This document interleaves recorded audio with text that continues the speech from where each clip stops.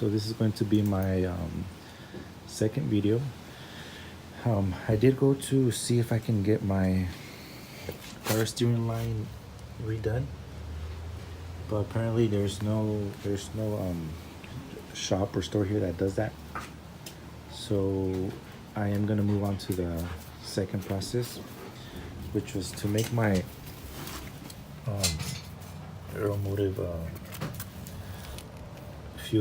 fuel system. But I was thinking maybe I think I'm gonna do that once the engine is in. So today I'm going to put the engine in because I want to measure the distance between the power steering pump to the power steering rack and pinion, so that I have everything measured correctly. So what I'm gonna do, I'm gonna put the engine in today, and I'm just gonna leave it in. And I know it's gonna be a little hard to put my turbo sandwich on for the turbo feed, but I hope it's okay. Alright, so I'm gonna get started with the process of putting it in.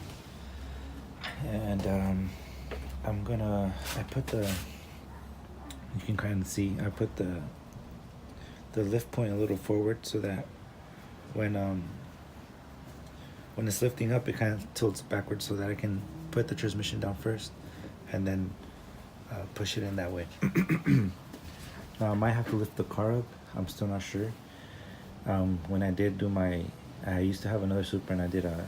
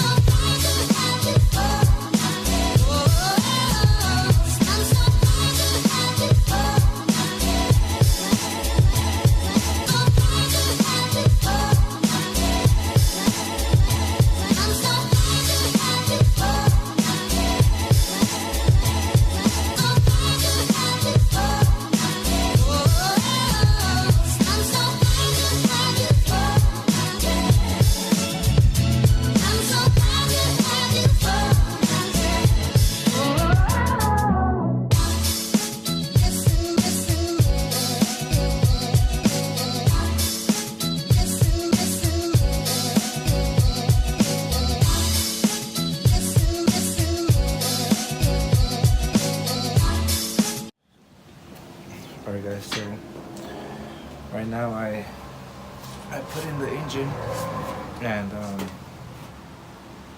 only thing I'm having trouble with is lining up the transmission bracket to bolt onto the subframe, to the bottom of the car.